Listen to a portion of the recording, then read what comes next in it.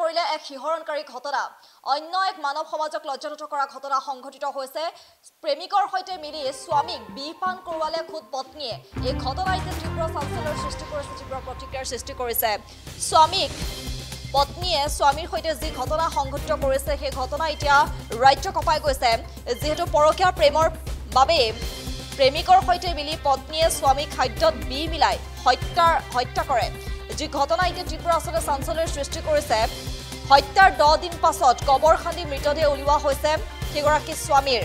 আৰু শেহতীয়াকৈ ঘটনা সন্দৰ্ভত যেহেতু তদন্ত প্ৰক্ৰিয়া চলি আছে হত্যাৰ 10 দিন পাছত কবৰ খান্দি সেইগৰাকী স্বামীৰ মৃতদেহ উলিওৱা হৈছে আৰক্ষীয়ে ইতিমধ্যে সন্ধান লাভ কৰাৰ পাছতেই 10 দিন পাছত কবৰ খান্দি স্বামীৰ মৃতদেহ উলিওৱা হৈছে আৰু ইমৰান হুছেইন নামৰ ধলাইৰ খুলিচৰাৰ ইমৰান হুছেইনক পত্নী ৰীনা বেগম আৰু প্ৰেমিক বিজু আহমেদে মিলি এই হত্যাকাণ্ডৰ ঘটনা সংঘটিত কৰিছে যি ঘটনা এতিয়া তীব্ৰ আসলে প্ৰতিক্ৰিয়াৰ সৃষ্টি কৰিছে অন্য এক জঘন্য ঘটনা সংঘটিত হৈছে পৰকীয়া প্ৰেমৰ এক ভয়ংকৰ পৰিণতি পৰিলক্ষিত হৈছে পুনৰবাৰ এইখন অসমতে খুদ পত্নীয়ে প্ৰেমিকৰ সৈতে মিলি নিজ স্বামীক কবৰ খান্দি মৃতদেহ পুতি থলে প্ৰথমে হত্যা আৰু তাৰ পাছতেই সেই স্বামীৰ মৃতদেহ পুতি থলে খুদ পত্নীয়ে হত্যাৰ 10 দিন পাছত কবৰ খান্দি মৃতদেহ উলিয়াইছে আৰক্ষীয়ে ধলাইৰ পুলিচৰাৰ ইমৰান হুছেইন নামৰ যিগৰাকী ব্যক্তি আছিলে সেইগৰাকী ব্যক্তিৰ ইমৰান হুছেইনৰ পত্নী ৰীনা বেগম আৰু প্ৰেমিক বিজু আহমেদে মিলি এই হত্যাকাণ্ডৰ ঘটনা সংঘটিত কৰিছে বুলি জানিব পৰা গৈছে সমগ্ৰ ঘটনা সন্দৰ্ভত বৰ্তমান তদন্ত চলি আছে এক শিহৰণকাৰী ঘটনা সংঘটিত হৈছে দৃশ্যাংশ দেখিবলৈ পাইছে যিসকল লোক আছে সেই লোকসকলৰ মাজতো অঞ্চলবাসী লোকসকলৰ মাজতো এতিয়া হাহাকাৰ লাগিছে কিয়নো অন্য এক জঘন্য ঘটনা এতিয়া ৰাজ্য কঁপাই গৈছে পৰকীয়া প্ৰেমৰ এক ভয়ংকৰ পৰিণতি পোহৰলৈ আহিছে বিভিন্ন সময়ত বিগত সময়ত পৰকীয়া প্ৰেমে আচলতে পৰকীয়া প্ৰেমৰ বাবে কেনেধৰণৰ হত্যাকাণ্ড হয় বা কেনেধৰণৰ নৃশংসকাণ্ড সংঘটিত হৈ আহিছে তাৰ মাজতে কাছাৰৰ ধলাইত অন্য এক ঘটনা এতিয়া জোকাৰি গৈছে কাছাৰৰ ধলাইত পৰকীয়া প্ৰেমৰ পৰিণতিতে প্ৰেমিকৰ সৈতে মিলি পত্নীয়ে স্বামীক খাদ্যত বি মিলাই হত্যা কৰিছে আৰু সেই হত্যাৰ 10 দিন পাছত কবৰ খান্দি সেইগৰাকী স্বামীৰ মৃতদেহ উলিয়াইছে আৰক্ষীয়ে ধলাইৰ পুলিচৰাৰ ইমৰান হুছেইন নামৰ ব্যক্তিগৰাকীৰ পত্নী ৰীনা বেগম আৰু প্ৰেমিক বিজু আহমেদে মিলি হত্যা কৰে স্বামীক খাদ্যত বি মিলাই দিয়ে পত্নীয়ে আৰু এনেদৰে হত্যা কৰে আৰু তাৰ হত্যাৰ 10 দিন পাছত কবৰ খান্দি মৃতদেহটো পুতি থয় আৰু শেহতীয়াকৈ যেহেতু আৰক্ষীয়ে তদন্তৰ আওতাত হত্যাৰ 10 দিন পাছত সেইগৰাকী মৃতদেহটো কবৰ খান্দি উলিয়াইছে আৰক্ষীয়ে আৰু সমগ্ৰ ঘটনা সন্দৰ্ভত যিটো বৰ্তমানেও তদন্ত প্ৰক্ৰিয়া অব্যাহত আছে যি ঘটনা এতিয়া ৰাজ্য কঁপাই গৈছে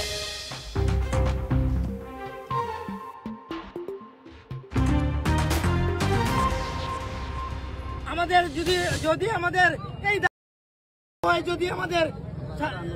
যদি আমাদের এই যে কালপিট গুলাদেরকে যদি কোনো অন্য কোনো কারণে যদি ওদেরকে শাস্তি দেওয়া না হয় তাহলে আমাদের সংগ্রাম প্রতিদিন চলবে অতি সত্বর আমরা চাই যে এই কালপিটদেরকে ফাঁসি দেওয়া হোক এবং আমাদেরকে এই অঞ্চলের মানুষকে ন্যায় বিচার দেওয়া হোক অতি সত্বর ইমরান হোসেনের হত্যাকারীদের ফাঁসি দিতে হবে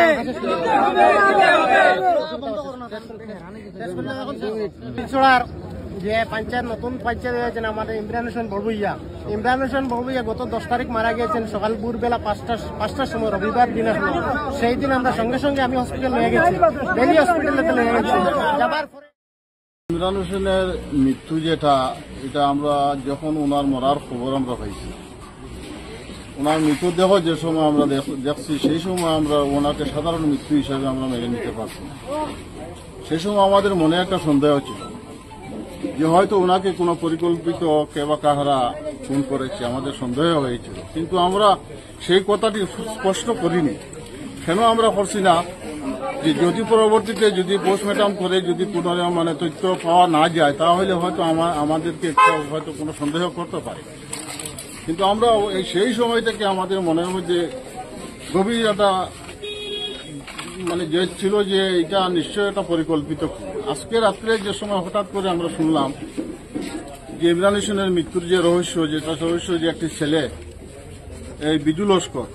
ওনাকে নাকি পুলিশ ধরে নিয়েছে সেটা শুনে আমরা খড়িগুড়ি ওনার বাড়িতে আসলাম, এসে দেখি এই বাড়িতে গভীর মানুষ এসে উপস্থিত, প্রশাসনের মানুষ এসে উপস্থিত হয়েছে। যাই হোক, আমাদের উপস্থিতিতে প্রশাসন এসে ইমরানের স্ত্রী এবং তার আত্মীয় স্বজন এবং এই ছেলের বিজু লস্করের পরিবারের লোকজনদেরকে ধরে নিয়েছে। আমাদের বিশ্বাস, প্রশাসনের উপর আমাদের আস্থা আছে, আমাদের বিশ্বাস আছে যে প্রশাসন নিরপেক্ষ ইনভেস্টিগেশন করবে এবং দোষী ব্যক্তি যারা এরাদেরকে কঠোর থেকে কঠোরতম শাস্তি প্রদান করবে। এবং আমাদের জনগণের পক্ষ থেকে আমাদেরও দাবি, এই যে তরুণ তরতাজা একটা যুবককে পরিকল্পিতভাবে যারা খুন করেছে, প্রকৃত দোষী যারা, এরা তো শনাক্ত হয়ে গিয়েছে, তবু আমি বলবো প্রকৃত দোষী যারা এদেরকে কঠোর থেকে কঠোরতম শাস্তি প্রদান করার জন্য আমরা প্রশাসনের কাছে আমরা দাবি জানাচ্ছি। আমরা যখন প্রথম ইমরান হোসেন বড়ভূইয়ার মৃত্যু সংবাদটা আমরা শুনেছিলাম, তখন আমাদের মেনে নিতে কষ্ট হয়েছিল, কারণ ওনার যে মৃত্যুটাকে স্বাভাবিকভাবে মেনে নেওয়া যাচ্ছিল না, তারপরও আমরা মেনে নিয়েছিলাম। কিন্তু গত রাত্রে যে ঘটনাটা আমরা লক্ষ্য করেছি বা প্রশাসন যে ঘটনার সত্যতা উন্মোচন করেছে, এই ঘটনা শুনে আমরা সত্যিই অত্যন্ত মর্মাহত। এত জঘন্য একটা ঘটনা একজন মানে জীবশ্রেষ্ঠ। যিকোনো খবৰৰ বাবে যোগাযোগ কৰক 7099017330 লগতে 7099017110 নম্বৰত।